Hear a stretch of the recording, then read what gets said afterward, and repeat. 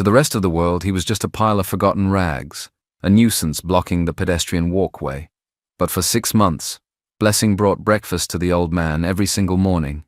A loaf of soft agehe bread, some hot bean cakes, a kara wrapped in newspaper, tea in a flask, and occasionally a boiled egg. 6:15 a.m. without fail, at the same bus stop where he slept. She was 22, beautiful, with skin the color of deep mahogany and eyes that held a tiredness far beyond her years. She was an orphan, alone in the world since she was 12, working 2 jobs to keep a roof over her head in the unforgiving city of Lagos. He was 68, his hair turned white by hardship, a retired soldier turned destitute, telling stories nobody believed. Then one morning, everything changed. 3 military officers knocked on her apartment door at dawn, ceremonial uniforms, stiff and perfectly starched, looking out of place in her face me I face you tenement building. A colonel standing at attention on her cracked doorstep, while neighbors peeked from behind their curtains. When Blessing opened the door, still in her nurse's scrub uniform, exhausted from a double shift, her heart dropped into her stomach. "Miss Blessing Okiki," the colonel said, his voice booming in the narrow hallway. "We are here about Joseph Okonkwo." "Joseph? The old man from the bus stop?" Her voice shook, panic rising in her chest. "Did something happen to him? Is he in trouble?" The colonel's face was grave, unreadable behind dark sunglasses which he slowly removed. "Madam, we need to talk about what you did for him." 6 months earlier, Blessing had noticed him for the first time. She took the early morning Danfo bus every day at 6:30. The stop was 3 blocks from her apartment, right outside a closed-down electronics shop in Yaba. That was where Joseph slept, on a flattened cardboard box, an old Ankara wrapper pulled up to his chin to ward off the morning chill, his few belongings stuffed into a battered Ghana must-go sack beside him. Most people walked past without looking, clutching their bags tight against pickpockets. Some crossed the street to avoid him, muttering about madmen and the smell. Blessing had done the same thing for 2 weeks, telling herself she didn't have enough to help. Being an orphan with no family to fall back on meant every naira was accounted for before she even earned it. She barely had enough for herself. But one morning in late March, she had packed extra bread for lunch and realized she wouldn't have time to eat it. Her shift at the general hospital ran until 3 o'clock. Then she had to be at the supermarket by 4 o'clock to stock shelves until midnight. The bread would just go stale in her locker. Joseph was awake when she approached. His eyes were sharp, clearer than she expected for a man living on the street. He watched her carefully, like he was used to people either ignoring him or yelling at him to leave the front of their shop. "Good morning, sir," Blessing said, holding out the wrapped bread. "I made too much. You want this?" He stared at the bread, then at her face. For a long moment, he didn't move. "You look like you need that more than I do," he said quietly, his voice raspy but refined, lacking the roughness of the street touts. "That is debatable," Blessing replied with a small, tired smile. "But I am offering." He took it with both hands like it was something precious, bowing his head slightly. "Thank you, my daughter. Thank you. I am Blessing." "Joseph." He nodded once. "Joseph Okonkwo." She almost walked away then. Almost went back to her routine of not seeing him, not getting involved. But something about the way he had said thank you, with dignity, not desperation, made her pause. It reminded her of her own father before the accident that took him. "Do you take your tea black, or with plenty milk and sugar?" she asked. His eyebrows lifted, a spark of amusement in his eyes. "Black is fine. Sugar is a luxury for the rich." The next morning she brought tea in a flask and a banana. The morning after that, another loaf of bread and an apple. By the end of the first week, it had become a routine she couldn't imagine breaking. 6:15 a.m. every single day. Joseph was always awake, always waiting at the same spot. They would talk for 5, maybe 10 minutes before the conductor of her bus started shouting, "Yaba, Yaba, enter with your change-o." He would ask about her nursing program. She was taking courses at the Open University 2 nights a week when she could afford the fees. She would ask about his day, and he would tell her stories. Strange stories. "Back in my helicopter days," he would say, staring past her at the chaotic traffic. "We flew senators out to places that don't exist on maps. Sambisa, the Delta Creeks during the crisis. Or I worked for intelligence once. Can't tell you which unit, but I can tell you those folks don't forget faces. Blessing figured he was confused, maybe suffering from dementia, or maybe just old and lonely, building himself a past that felt more important than sleeping on cardboard in a city that ate the weak. She didn't correct him, she just listened.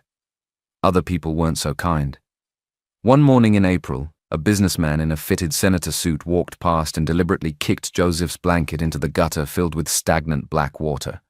Blessing was 10 feet away, about to cross the street. Olga! She spun around, her voice sharp. What is wrong with you?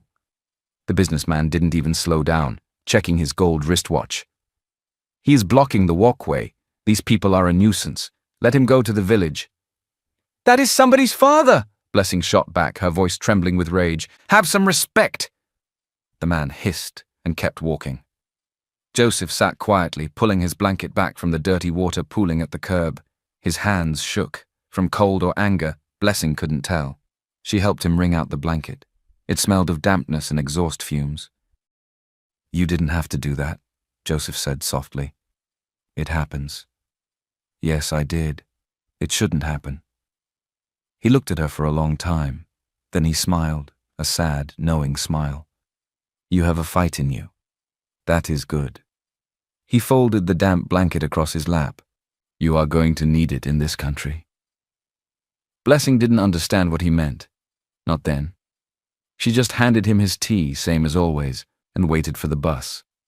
By May, the routine was as automatic as breathing. Wake up at 5 o'clock, prepare bread and butter, one for Joseph, one for herself. Pack a banana, pour tea into the flask, walk 3 blocks, sit with Joseph for 10 minutes, catch the 6:30 bus. It wasn't charity. It didn't feel like charity.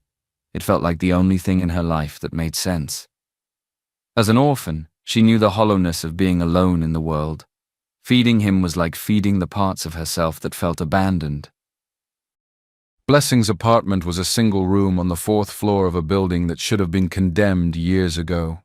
Small, a kerosene stove in the corner, a bathroom shared with 3 other tenants, where the shower only worked if you fetched water in a bucket first. Rent was high, and she was always 2 weeks behind. The quit notice had been pasted on her door in March. She had begged the landlord for a payment plan, extra money every week until she caught up.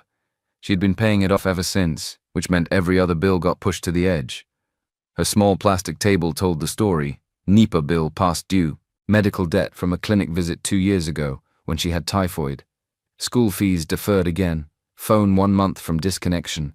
And in the middle of all that paper, a loaf of bread and a tin of butter. Blessing stood at the table on a Tuesday night in late May, doing the math in her head. She had gotten paid that morning. Subtract rent, subtract the landlord's extra payment, subtract transport fare for 2 weeks, and she had little left for everything else. She opened the fridge. A crate of eggs with 3 left, half a jug of water, some wilted ugu leaves she should have thrown out days ago. That was it. Her stomach had been empty since lunch, but she had learned to ignore that feeling. Hunger was an old friend. She would eat tomorrow or the day after. It didn't matter. What mattered was the bread. Enough for another week of sandwiches for Joseph, maybe 2 weeks if she stretched it. Blessing closed the fridge and leaned against it, pressing her forehead to the cold metal door. She could stop. She could keep the food for herself, save the tea money, catch up on the light bill before the disco cut her off. Joseph would understand. He would probably tell her to stop anyway if he knew how tight things were. But the thought of walking past that bus stop, seeing him there, not stopping, she couldn't do it. He was the only family she had chosen. At the hospital canteen the next day, Madame Kemi noticed. Madame Kemi was the kitchen supervisor in her 60s, with the kind of sharp eyes that saw everything and a heart big enough to mother the whole hospital. She had seen every version of struggling that existed in Lagos. "Are you eating today?" Madame Kemi asked, watching Blessing wipe down tables during the lunch rush. "I ate breakfast," Blessing lied, avoiding her eyes.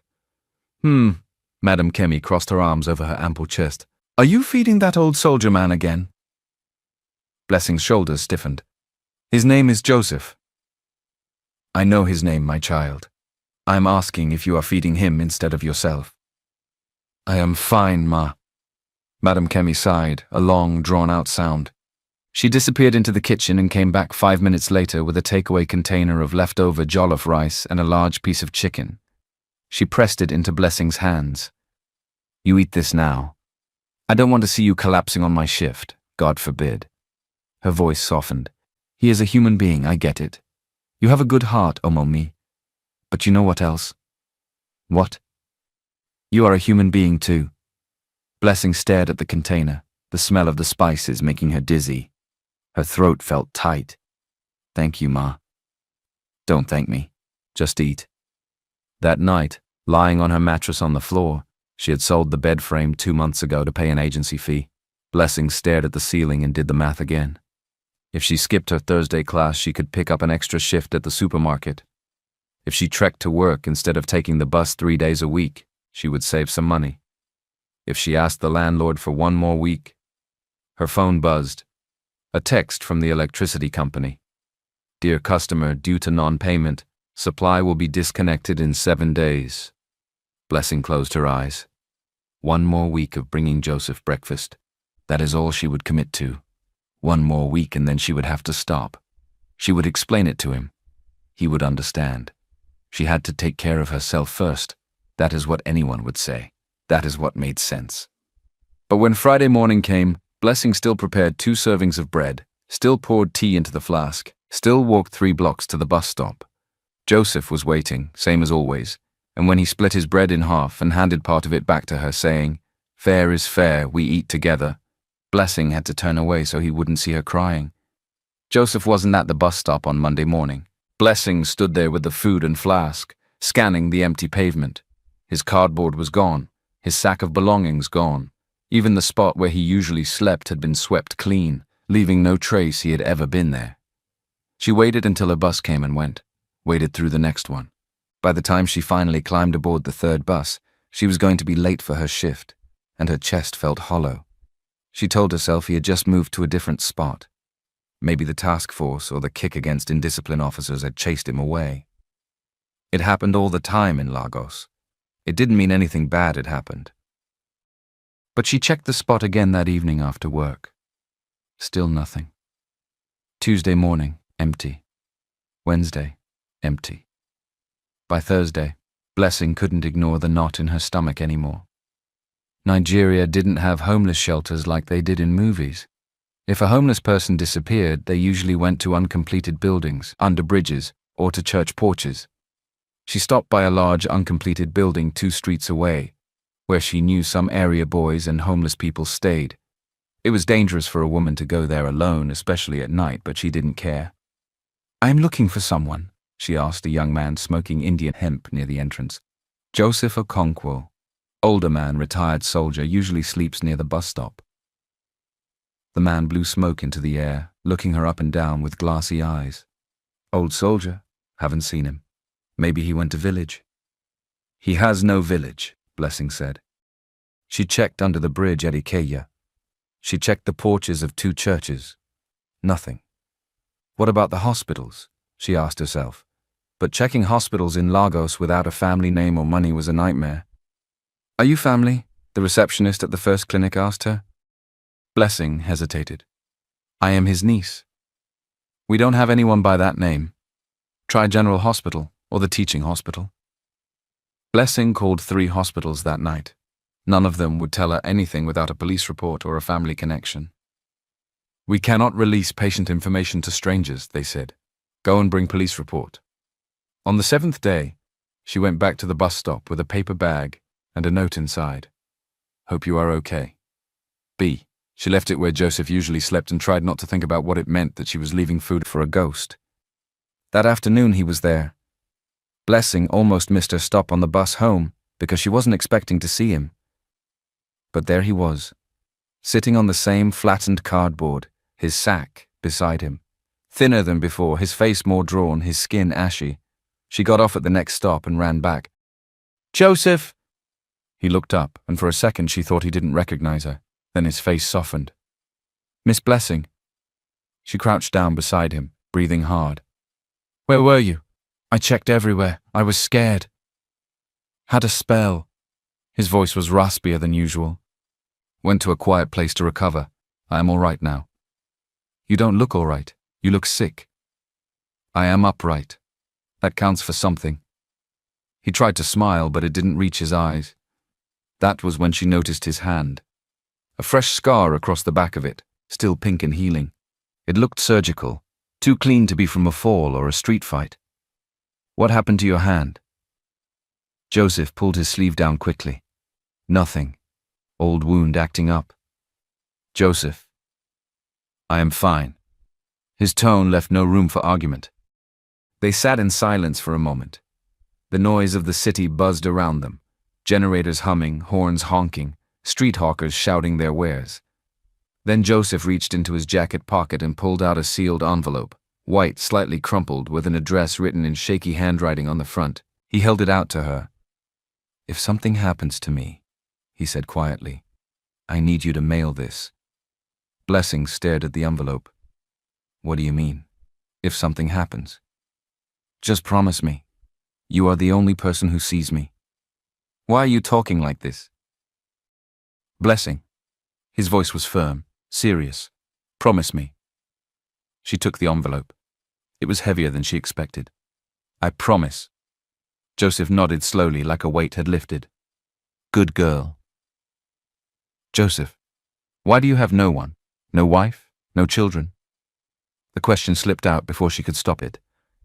I am an orphan, so I understand being alone. But a man of your age... He looked away, watching a woman hawk pure water in the traffic. I was never married. My work, the things I did for this country. It required a shadow life. Classified operations. I couldn't risk a family. I couldn't bring danger to a wife or child. So I stayed alone. I lived like a ghost even before I was homeless. And when I retired, the silence just grew until it swallowed me.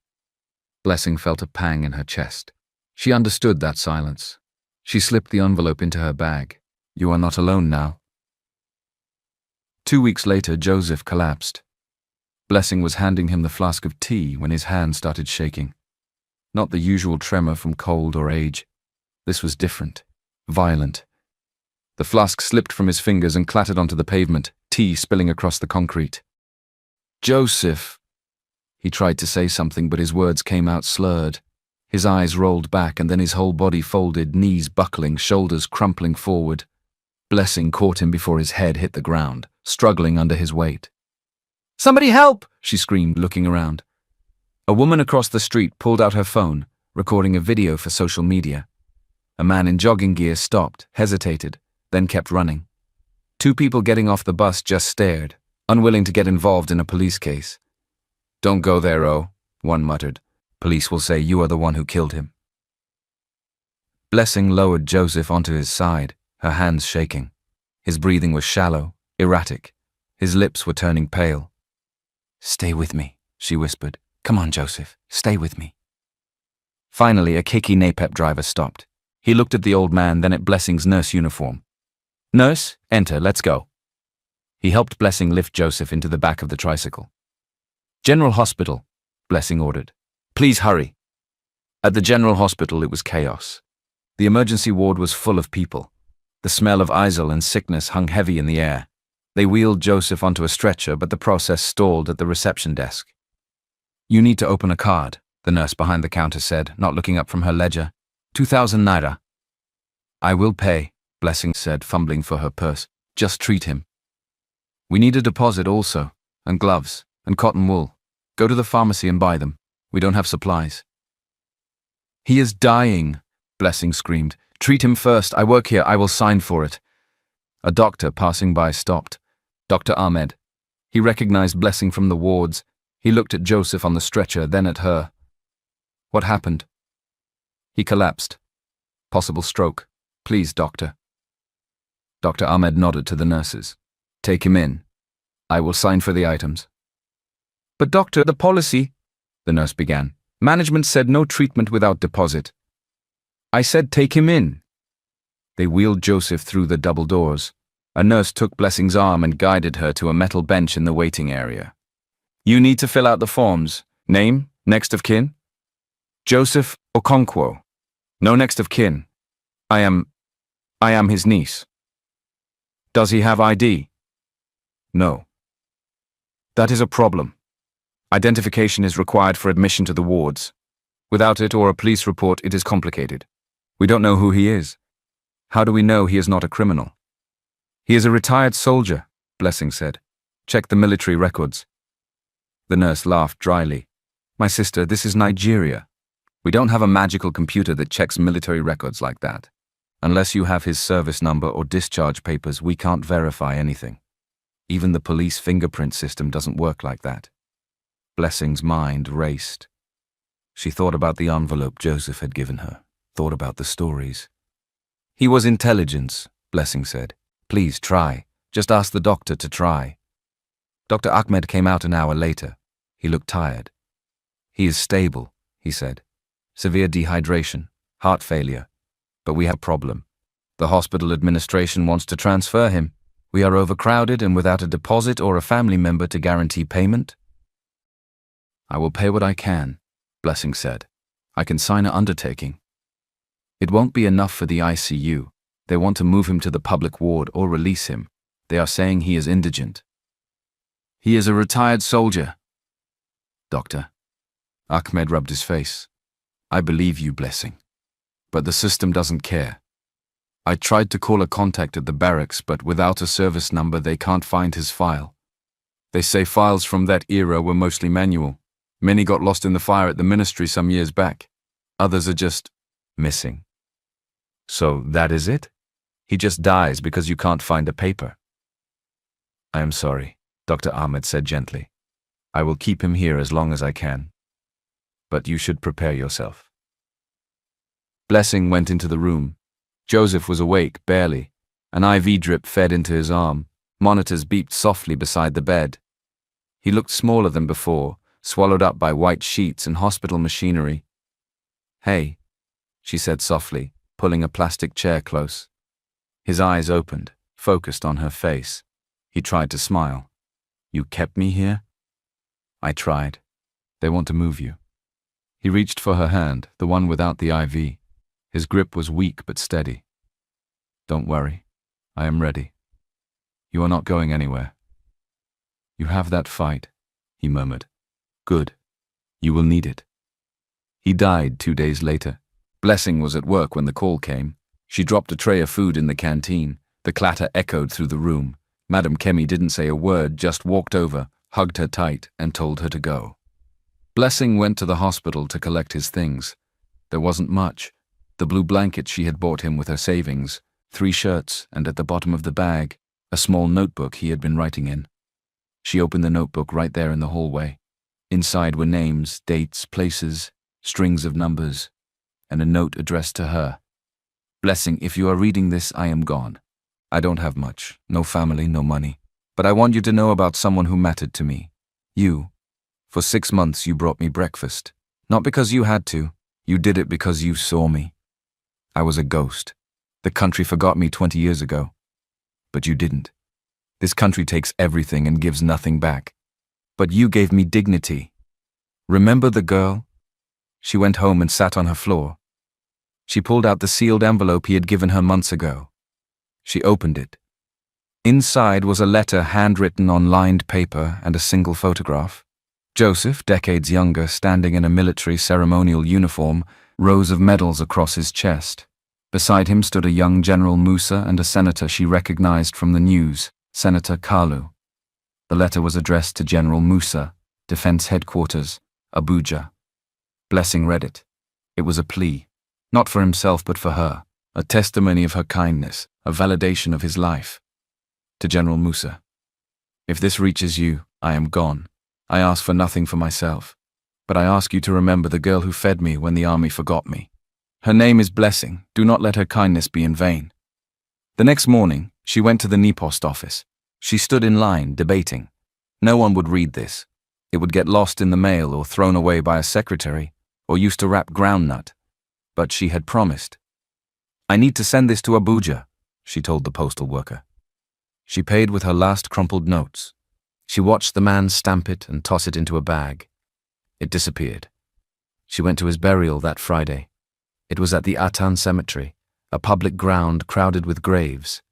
Just her and a chaplain who rushed through the prayers because he had another burial waiting. No gun salute, no flag, just earth covering a box. Blessing walked away feeling like a part of her had died too. 2 weeks passed. Life moved on. The landlord was threatening eviction again.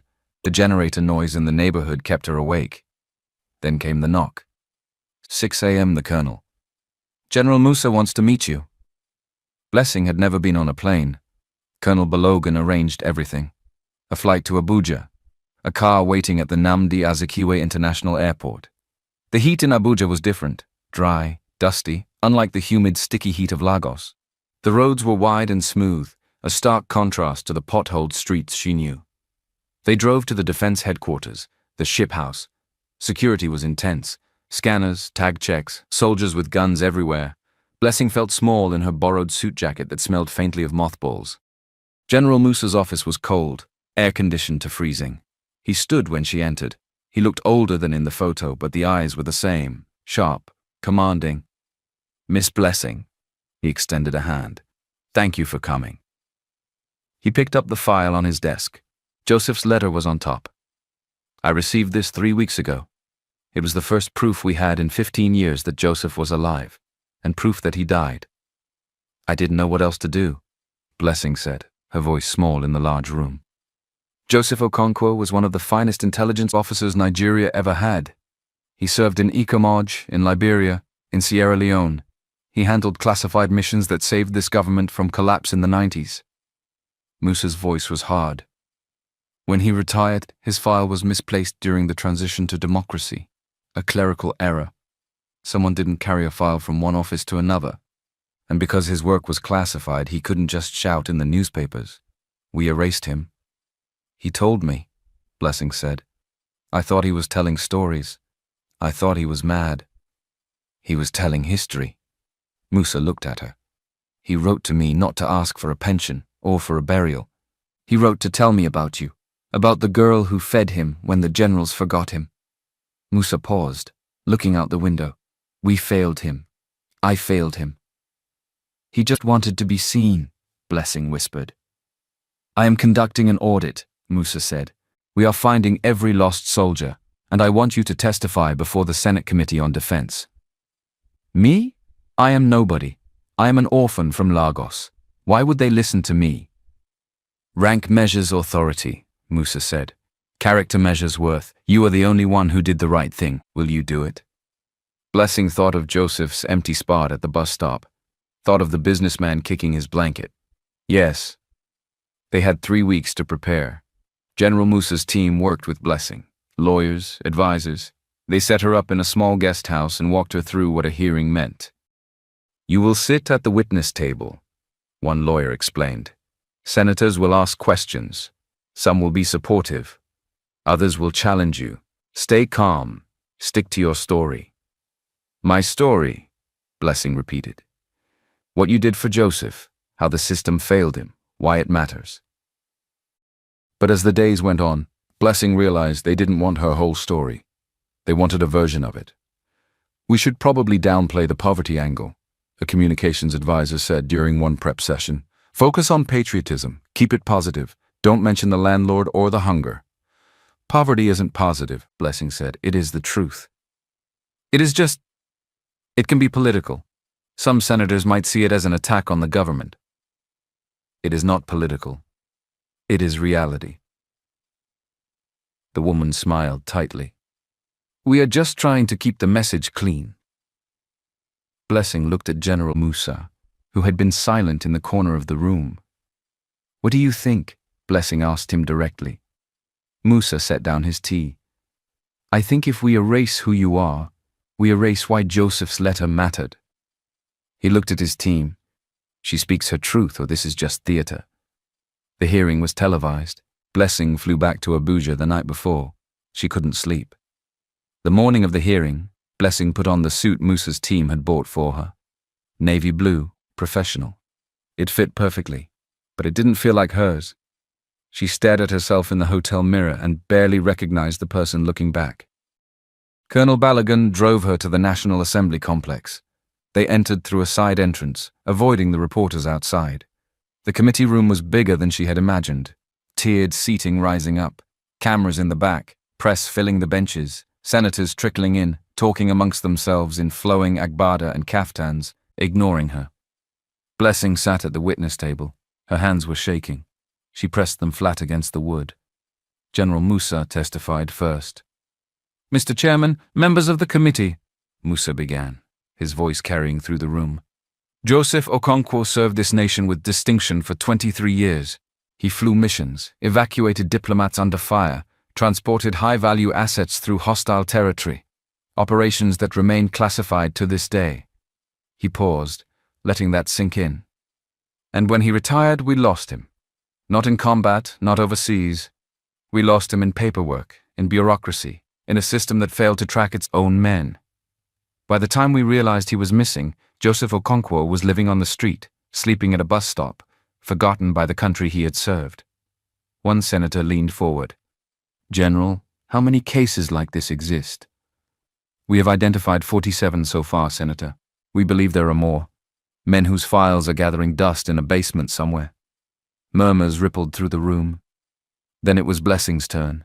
She walked to the witness table on legs that felt like water, sat down. A microphone was adjusted in front of her. Every eye in the room was on her. The chairman spoke first. "Miss Blessing, thank you for being here. I understand you knew Joseph Okonkwo personally." "Yes, sir." "Can you tell us about that relationship?" Blessing's throat was dry. She looked down at her written testimony, then pushed it aside. She didn't need it. "I met Joseph in March," she began. "He slept at the bus stop I used every morning. I started bringing him breakfast. Bread, tea, nothing fancy." Her voice steadied as she spoke.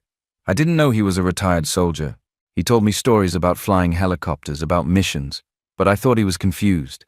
I didn't believe him." She paused. "But I brought him breakfast anyway because it didn't matter if the stories were true. He was still a person." The chairman nodded. "And you did this for how long?" 6 months, every single day." "Why?" The question hung in the air. "Because no one else did," Blessing said simply. "And because he was someone's father, someone's friend, someone who mattered, even if the world forgot."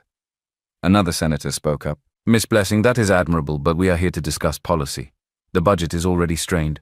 Are you suggesting the government should fund care for every homeless person?" The room went quiet.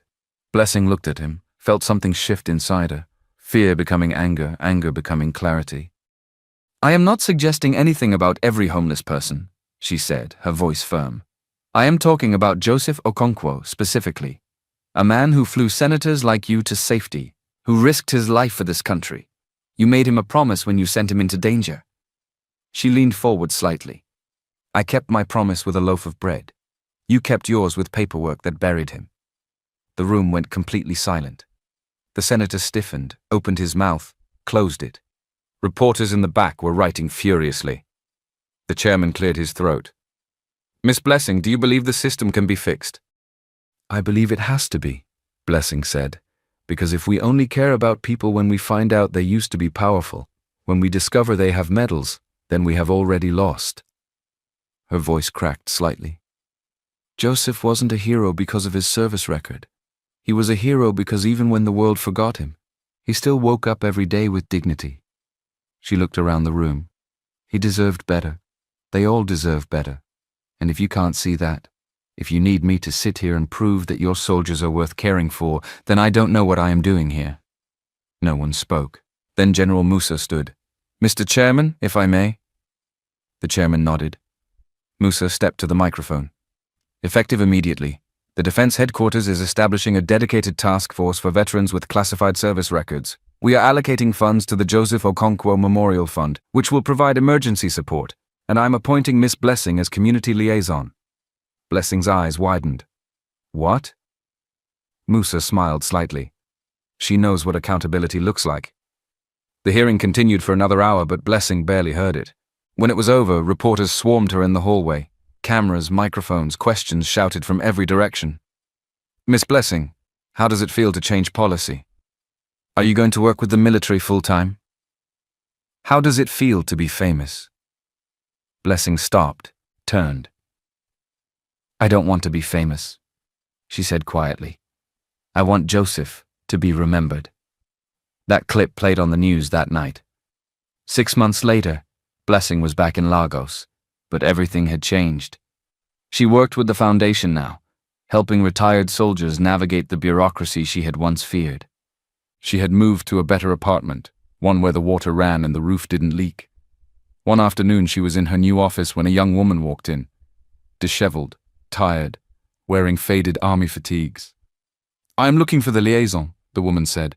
"They said you can help with my benefits. I lost my papers. They said my file is missing." Blessing stood up. She saw the exhaustion in the woman's eyes, the same look Joseph had. "I am Blessing. Sit down." She poured a cup of tea from a flask on her desk. "Do you take it black or with sugar?" The woman smiled weakly. "Sugar, please." "We will find your papers," Blessing said. "You are not alone." Later that week, Blessing stood at the military cemetery in Abuja. Joseph had been reburied there with full honors.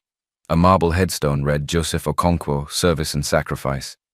She knelt and placed a loaf of agege bread on the stone, wrapped in newspaper. "I kept my promise," she whispered.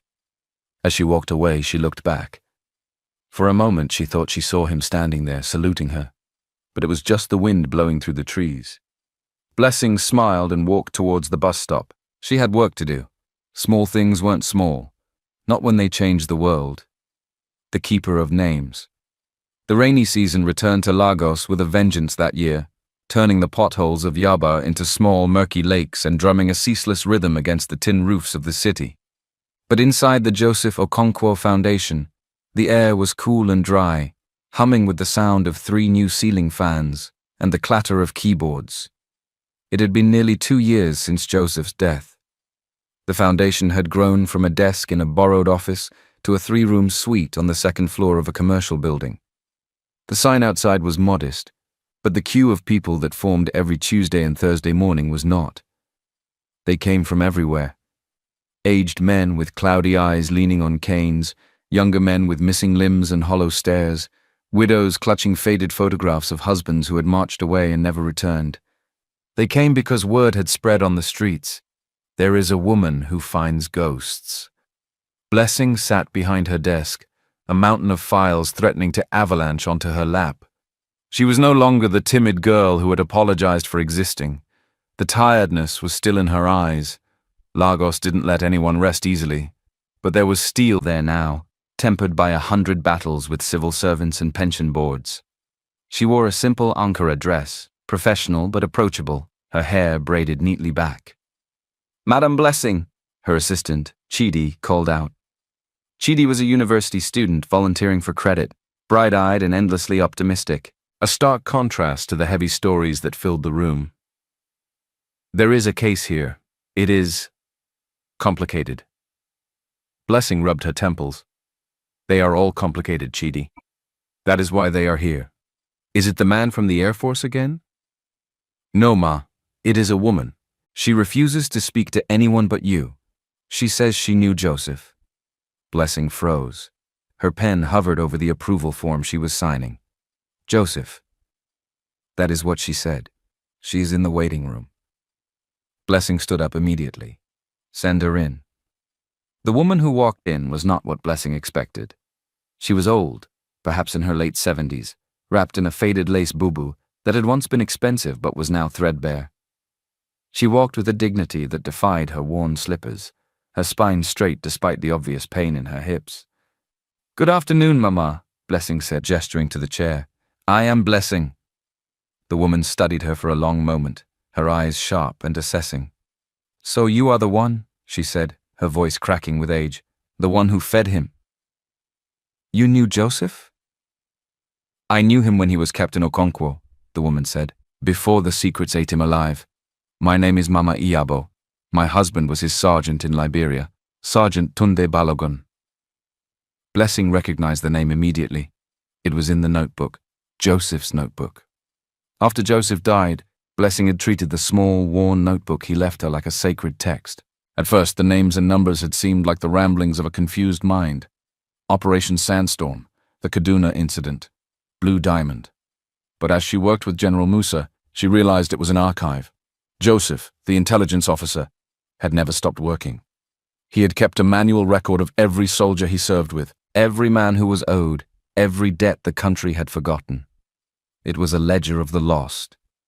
Sergeant Balagun, Blessing said softly. Joseph wrote about him. He said Tunde was the bravest man he ever saw in a firefight. Mama Iabo's face crumbled, the stoic mask breaking for just a second before she pulled it back together. He never came home. 1997. They told me he went missing in action.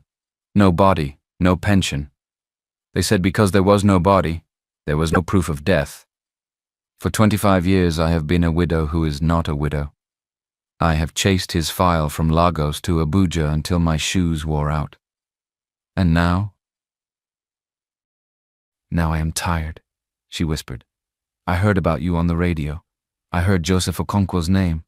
I thought, if Joseph is resting, maybe he can help Tunde rest too. Blessing opened her drawer and pulled out the notebook. It was wrapped in plastic to protect it from the humidity. She turned the pages carefully, her fingers tracing the shaky handwriting of the man who had changed her life. Page 42. T. Balagun, Sergeant KIA, the 14th of August, 97. Coordinates: 8.46N, 13.23W. Body recovered by unit but left behind during evac due to heavy fire. Dog tags taken by Lieutenant K, identifying mark, scar on left forearm. Blessing read the entry twice, her heart pounding. Joseph hadn't just listed names, he had listed the truth. Mama, Blessing said, her voice trembling slightly. Joseph knew. He knew what happened. She read the entry aloud. When she finished, the room was silent save for the whirring of the fans. Mama Iyabo didn't cry. She just closed her eyes and let out a breath she seemed to have been holding for 2 decades. He didn't run, she whispered. They told me he might have deserted, but he didn't run. He didn't run, Blessing confirmed. He was a hero. But knowing the truth and proving it to the Nigerian Army Pension Board were 2 different things. The next week was a blur of activity. Blessing flew to Abuja, the notebook in her bag. She didn't go to the clerks this time. She went straight to the top. General Musa's office had not changed, but the general looked wearier. The weight of reforming a broken system was etching deep lines into his face. When Blessing showed him the entry, he frowned. Lieutenant K, Musa muttered. That would be Colonel Kalu. He is a senator now, the same one in the photo Joseph left. He was the commanding officer? Blessing asked. He was the one who wrote the report claiming Balagun was missing. If he admits he took the dog tags, he admits he falsified the report to cover up a chaotic retreat. It is a political suicide. I don't care about his politics, Blessing said, her voice rising. I care about the woman sleeping on a mat in Lagos who has been denied her husband's pension for 25 years. Musa looked at her. You have Joseph's fire, Blessing. But you cannot just walk into a senator's office and demand the truth. Watch me, Blessing said. She didn't get a meeting, of course. Senator Kalu was a busy man, insulated by layers of aides and security. But Blessing Okiki was no longer just an orphan. She was a strategist. She used the Foundation's growing media presence. She released a statement. New evidence found regarding the lost heroes of 97. She didn't name names, but she mentioned the date and the location. 2 days later, she received a summons, not to the Senate, but to a private residence in Asokoro. The house was a palace, guarded by men with assault rifles who looked at Blessing with disdain. She was ushered into a study that smelled of expensive leather and cigars. Senator Kalu sat behind a mahogany desk, a man who had traded his uniform for the flowing robes of a politician. Miss Okiki, he said, not standing up, you are causing a lot of noise for a small girl. I am not a small girl, Senator. I am the executor of Joseph Okonkwo's estate. Joseph, Kalu scoffed. The madman who lived at a bus stop. You think anyone will believe scribbles in a notebook over the official army report? I think the public loves a story about a madman who was more honorable than a senator, Blessing said calmly, her hands folded in her lap to hide their shaking. And I think if I release the full page, including the part where Joseph details exactly why the retreat was so chaotic, something about an unauthorized detour to secure private assets, the noise will become a scream. The senator's eyes narrowed. The room temperature seemed to drop. You are treading on dangerous ground. I walked through Yaba at 4 a.m. for years just to get to work, Senator. I know danger. This is just conversation. She pulled a photocopy of the page from her bag and slid it across the desk. Mama Ayabo doesn't want a scandal. She doesn't want your seat. She wants her husband's pension with arrears. And she wants a letter acknowledging he died in service. That is the price of the notebook staying closed. Kalu picked up the paper. He stared at Joseph's handwriting. For a moment, the arrogance slipped, replaced by something that looked like memory. He looked at the coordinates. Joseph, he muttered, stubborn old mule, even from the grave. He never forgot, Blessing said, and neither will I. The senator sighed, a heavy, defeated sound. He reached for his pen. You will have the letter by Monday. The pension processing. I will make a call. With arrears, Blessing reminded him. 25 years. With arrears, Kalu agreed through gritted teeth. Now get out of my house. When Blessing walked out of the mansion, the Abuja sun was setting, painting the sky in brilliant hues of orange and purple. She felt light, lighter than she had in years. She pulled out her phone and called Mama Iyabo. Mama, she said when the old woman answered, go and buy a good pot of soup. We have good news. The victory with the Balogan case changed everything. The notebook became a legend. People didn't just come for money anymore. They came for closure. And Blessing, the girl who had once been invisible, became the keeper of names. But the most important moment came 3 months later. It was a Tuesday, Blessing's birthday. She was 25 now. She had spent the day working as usual. As evening fell, she locked up the office and walked to the bus stop, not to catch a bus, but to stand there. The electronics shop was still closed. The pavement was still cracked. But the spot where Joseph had slept was no longer empty. A small, permanent bench had been installed there by the local government with a plaque. In memory of Joseph Okonkwo. He was seen. Blessing sat on the bench. She took out a flask of tea, black, no sugar, and 2 cups.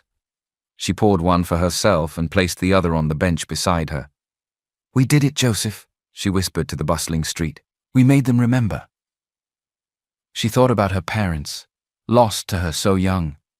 She thought about the loneliness that had been her constant companion, a cold shadow that never left. But as she sat there watching the Danfo buses rattle by, watching the street hawkers hustle, watching the life of Lagos surge around her, she realized the shadow was gone. She wasn't alone. She had General Musa. She had Madam Kemi, who still sent her jollof rice every Sunday. She had Chidi. She had Mama Iyabo, who now called her daughter. She had 1,000 aunts and uncles, brothers and sisters, bound to her not by blood, but by the ink in a battered notebook and the promise of a loaf of bread. A young girl, no older than 16, stopped in front of the bench. She was hawking ground nuts, balancing a tray on her head, looking exhausted. Blessing looked at her. She saw the fraying hem of her skirt. She saw the hunger in her eyes. She saw herself. Good evening, Ma, the girl said, her voice faint. Buy ground nut? Blessing smiled. It was the same smile Joseph had given her that first day. Sad, knowing, but full of kindness. I will buy everything on your tray, Blessing said. The girl's eyes widened. Everything, Ma? It is plenty, oh. I know. Sit down. Rest your legs. The girl hesitated, then sat on the edge of the bench, putting her tray down. Blessing reached into her bag and pulled out a fresh loaf of bread she had bought on her way over. She broke it in half. My name is Blessing, she said, handing the girl the bread and the cup of tea. What is your name? Amara, Ma. Well, Amara, Blessing said, clinking her plastic cup against the girl's. Eat. You are a human being and you matter. As they ate it together on the bench dedicated to a forgotten soldier, Blessing felt a warm breeze brush against her cheek. It felt like a hand resting on her shoulder. It felt like approval. The cycle had broken. The love remained. And in the chaotic, beautiful, heartbreaking city of Lagos, the legacy of the old man in the rags lived on, one slice of bread at a time,